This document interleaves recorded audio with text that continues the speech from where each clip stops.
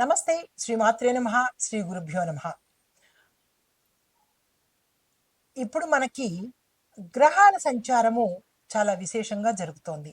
అయితే మార్చి 15 నుంచి సూర్యుడు మీనరాశిలోకి ప్రవేశం చేస్తుంటాడు. అయితే ఈ గ్రహాల సంచారము ఒక్కొక్క రాశి ఒక్కొక్క సమయం తీసుకుంటుంది రాశిలోకి రావడానికి. ఇప్పుడు సూర్యుడిని కనుక తీసుకున్నట్టయితే సూర్యుడు ప్రతి నెలకు రాశులు మారిపోతూ ఉంటాడు. అంటే 12 రాశుల్ని 12 అంటే ఒక సంవత్సరంలో చుట్టి వస్తాడనమాట. అయితే ఈ మార్చి 15 నుంచి ఒక నెల రోజుల పాటు సూర్యుడు మీనరాశిలోకి ఉండబోతున్నాడు. అది ఎప్పుడు ప్రవేశం జరుగుతోంది అంటే కనుక మార్చి 15 నుంచి ఏప్రిల్ 15 వరకు. దీనితో పాటు షష్టగ్రహ కూటమి కూడా ఇందులోనే జరుగుతోంది కాబట్టి మే 31 వరకు ఈ రవిగ్రహము మీనరాశిలో ఉండే ప్రయత్నం జరుగుతుంది. అయితే జ్యోతిష శాస్త్రంలో రవికి విశేషమైన అంటే సూర్యగ్రహానికి విశేషమైన ఫలితము అంటే విశేషమైన విశిష్టత కలిగి ఉంది. ఏమిటి అంటే కనుక సూర్యుడు ఇచ్చే ఫలితాలు ఆరోగ్యము, కీర్తి ప్రతిష్టలు, రాజయోగము, దీంతో పాటు శ్రేయస్సును కూడా ఇవ్వబోతుంటాడు. అందుకే రవి గ్రహానికి అనారోగ్యంగా ఉన్న వాళ్ళందరూ రవికి ప్రార్థన అంటే సూర్యుడికి అర్ఘ్యం ఇవ్వడాలు, సూర్యుడికి ఉపవాసాలు చేయడాలు ఇలాంటివి చేస్తే కనుక ఆరోగ్యము, రాజయోగము, సంఘంలో కీర్తి ప్రతిష్టలు ఇవన్నీ ఇస్తాడు. అయితే ఇప్పుడు సూర్యుడు సంచారం చేయడం ఒక శుభ ఫలితాలను ఇస్తే అంటే కొంతమందికి శుభ ఫలితాలను ఇస్తే మరికొంతమందికి మిశ్రమ ఫలితాలను ఇవ్వబోతున్నాడు. అయితే ఈ మార్చి 15వ తారీఖున సూర్యుడు మీనరాశిలోకి రావడంతో పాటుగా అద్భుతమైన ఫలితాలను మేషాది ద్వాదశ రాశుల వారికి ఇస్తున్నాడు. అయితే ఈ ఫలితాలను ఇవ్వడంతో పాటు మనకి షష్టగ్రహ కూటమి యొక్క ఫలితాలు కూడా ఆయా రాశుల్లో ఏ ఏ స్థానంలో ఉండబోతున్నాయి అంటే స్థానాలు మనకి టోటల్గా 12 స్థానాలు ఉంటాయి ఒక్కొక్క రాశి చక్రంలో. ఈ రాశి చక్రంలో 12 స్థానాల్లో రకరకాల గ్రహాలు సంచారం చేస్తూ ఉంటాయి. శుభగ్రహాలు, పాపగ్రహాలు కూడా సంచారం చేస్తూ ఎవరు ఎక్కువ ఇన్ఫ్లుయెన్స్ చేస్తారో అంటే ఎవరి ప్రభావము ఎక్కువగా ఉంటుందో వారు ఆ ఫలితాలను ఇవ్వబోతుంటారు. అయితే ఇప్పుడు మీనరాశిలో మార్చి 15 నుంచి రవి ప్రవేశిస్తున్నాడు కాబట్టి రవి గ్రహానికి ఇన్ఫ్లుయెన్స్ ఎక్కువ ఉంటుంది అంటే ప్రభావం ఎక్కువగా ఉంటుంది కాబట్టి మిగతా గ్రహాల యొక్క ప్రభావము తగ్గించి మీనరాశిలో ఉండేది వారి దగ్గర నుంచి 12 రాశులకు కూడా ఎటువంటి ఫలితాలను ఇస్తాడు అంటే అందరికీ ఓవరాల్గా అధికారాలను ఇస్తాడు, ఆరోగ్యాన్ని ఇస్తాడు, కీర్తి ప్రతిష్టలను ఇస్తాడు, శ్రేయస్సు అంటే క్షేమాన్ని కూడా చూస్తాడు. అయితే ఈ ఫలితాలు ఎక్కువగా 4 రాశుల వాళ్ళకి అంటే 12 రాశులకి ఉంటుంది. కానీ విశేషంగా కొన్ని రాశులకు మాత్రము ఆ ఫలితాలు ఇస్తున్నాడు. ముందుగా ఆ ఫలితాల జాబితాలోకి వెళ్ళే రాశి అయితే ఈ రవి మీన సంక్రమణం అంటే మీనరాశిలోకి ప్రవేశించడం వల్ల 12 రాశుల వారికి గ్రహస్థితి ఎలా ఉండబోతోంది, వారిచ్చే ఫలితాలు ఏమిటి అనేది చూసినట్టయితే ముందుగా ఈ గ్రహస్థితి రవి మీనంలో ప్రవేశించడం వల్ల జలతత్వము ఎందుకంటే మీనము జలతత్వానికి సంబంధించింది కాబట్టి భావోద్వేగాలు ఎక్కువగా ఉంటాయి. ఆధ్యాత్మిక పరంగా వీరికి ఎక్కువ అభిరుచి పెరుగుతుంది. అయితే బుధుడు, శుక్రుడు, శని, కేతు స్థితిని బట్టి వారి యొక్క రాశుల్లో ప్రభావం మారిపోతుంది. అయితే ఈ సమయంలో చంద్రమంగళ యోగము యొక్క ఫలితాలు దీంతో పాటు రాహు, కేతు కూడా మార్గదర్శకము చేస్తారు అంటే మీకు ఒక గైడ్ లాగా మీకు మార్గాన్ని నిర్దేశిస్తారు. తదుపరి రాశి సింహరాశి. ఈ రాశి వారి యొక్క ఫలితం ఎలా ఉంటుందంటే ఉద్యోగస్తులకు శత్రువులు పెరుగుతారు, చాలా జాగ్రత్తగా ఉండాలి. మీకు తెలియకుండానే మీరు చేసే సంస్థల్లో మీకు శత్రువులు పెరిగే అవకాశం ఉంది. ఒక కంట కనిపెట్టే ప్రయత్నం తప్పనిసరిగా చేసుకోండి. అంటే ఆచితూచి గమనించండి. మీ గోప్యతను మీ ఫ్రెండే కదా అని మీ సహోద్యోగికి ఏది చెప్పుకునే ప్రయత్నం చేయకండి.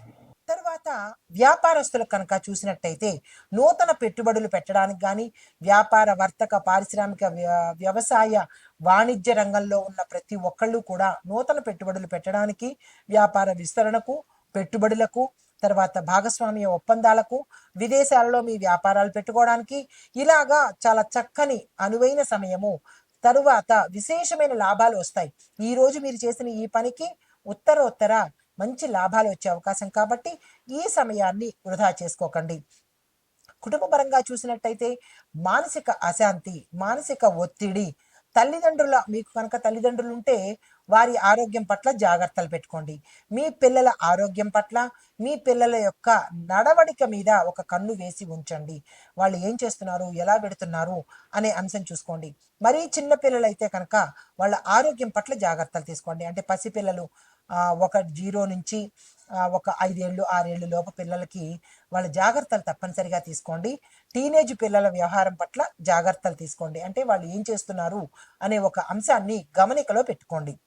తర్వాత విద్యార్థులు కనుక చూసినట్టయితే విజయానికి చాలా కష్టపడవలసిన పరిస్థితి ఏర్పడుతోంది.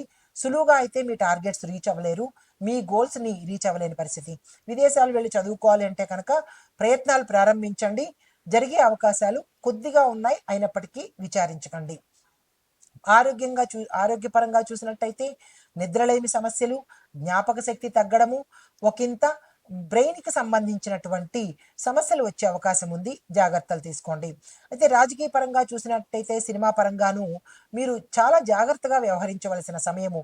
రాజకీయ నాయకులకు మీ పదవి ఎవరో గద్దలా తన్నుకుపోయే అవకాశము, సినిమా రంగంలో ఉన్న వాళ్ళకి మీకు వచ్చిన అవకాశాలు ఆ సమయంలో మీరు లేకపోవడం వల్ల వేరే వాళ్ళు ఆ అవకాశాన్ని చేజిక్కించుకునే అవకాశము, ఇలాంటివి కనబడుతున్నాయి.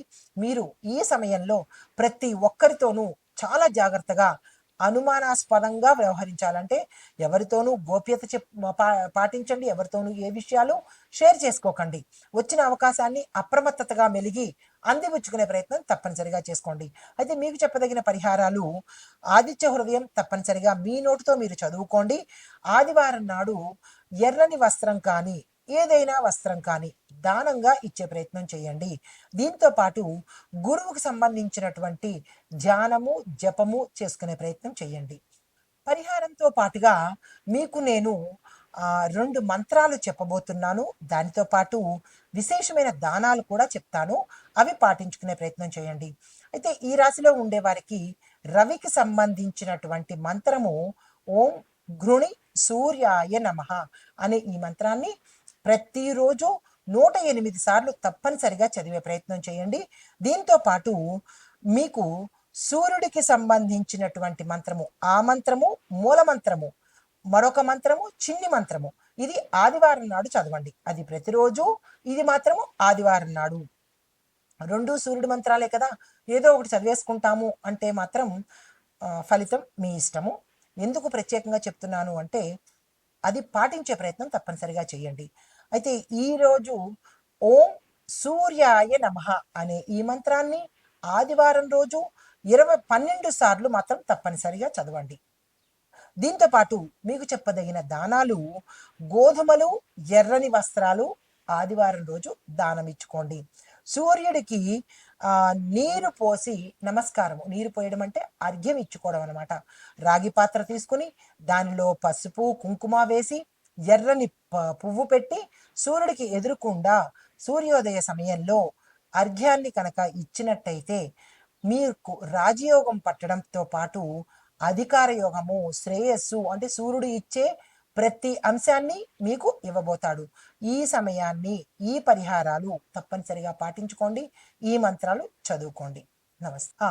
తరువాత ఓవరాల్గా ప్రత్యేకంగా సూచనలు అంటే అన్ని 12 రాశుల వారికి చెప్పదగిన సూచనలు ఏంటంటే ప్రతి రాశి వారు తప్పనిసరిగా ఆదిత్య హృదయం పఠించండి. రెండోది, గురువారం రోజు పసుపుని దానంగా ఇవ్వండి.